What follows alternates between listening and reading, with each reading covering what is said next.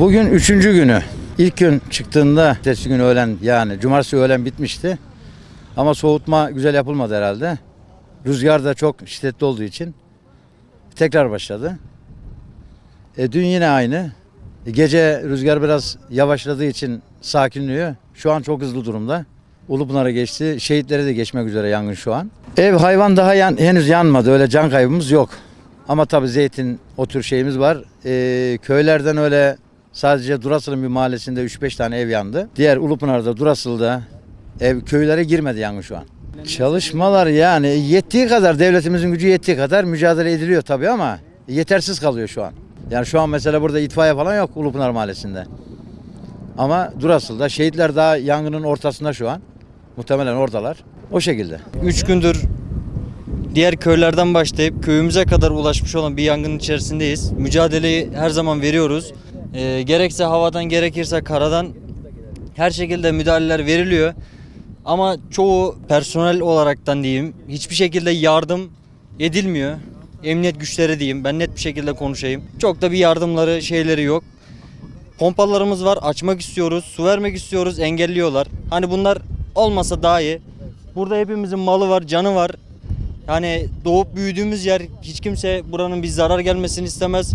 Faydamızın olmasını istiyoruz. Engellemememiz lazım yani. İnşallah tez zamanda bu şeyden kurtuluruz. Tek temennimiz bir an önce alevlerin durması. Yani bitkilerimiz olsun, ağaçlarımız olsun kolay kolay yetişmiyor. İçinde bir sürü çeşit hayvanlarımız var. Ekiplerimiz tarafından müdahale karadan fazla şu anda yapılmıyor. Helikopterler olsun, uçaklar olsun yapıyor ama dumanlar çok şiddetli olduğu için buhar olup gidiyor ateşlerin içinde.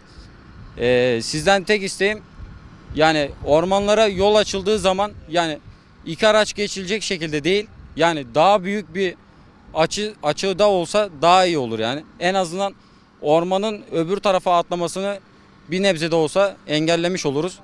Bu çıkan yangın bizi biraz tedirgin etse de şu an köyümüzde herhangi bir sıkıntı yok. Müdahale şu an biraz yetersiz. Havadan destek sağlanıyor ama karadan destek biraz yetersiz geliyor. Şu an oldukça büyüdü. Hani bu saatten sonra önlenmesi imkansız gibi bir şey. Allah herkesin yardımcısı olsun.